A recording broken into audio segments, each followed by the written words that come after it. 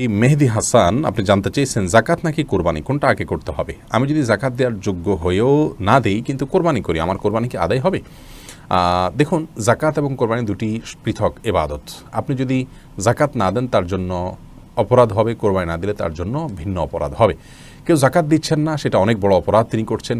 কিন্তু জাকাত না দিয়ে কেউ যদি কোরবানি করেন তাহলে ব্যাপারটা এরকম হয়ে গেল যে আমি তুলনামূলক অনেক গুরুত্বপূর্ণ কাজ বাদ দিয়ে কম গুরুত্বপূর্ণ কাজ করলাম। অনেকটা বলতে পারেন লুঙ্গি খুলে পাগড়ি পরার মতো। কারণ আপনি অর্থ খরচ করে জাকাত দিচ্ছেন না, জাকাত গরিবকে পরিপূর্ণ দিয়ে দিতে হবে হয়তো সেই কারণ থেকে।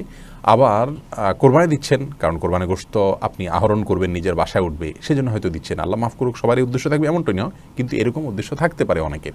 তো এরকম যদি হয় তাহলে এটাতে কোরবানি নয়, এটা নিছক গোশত খাওয়ার উৎসব। এই কোরবানি তো কোরবানি হবে না। আর যদি এমন হয় যে তিনি জাকাতটা দিয়ে থাকেন, এখন হয়তো এবছর জাকাত দেন নাই বা দিবেন, এরকম হয়, তাহলে সেক্ষেত্রে তিনি অবশ্যই কোরবানি দিতে পারেন। এবং কোরবানি যেহেতু একটা নির্দিষ্ট সময়ের মধ্যেই দিয়ে ফেলতে হবে, অতএব এটি দিয়ে পরবর্তীতে তুমি যত দ্রুত সম্ভব তার জাকাত তিনি আদায় করে দিতে পারবেন।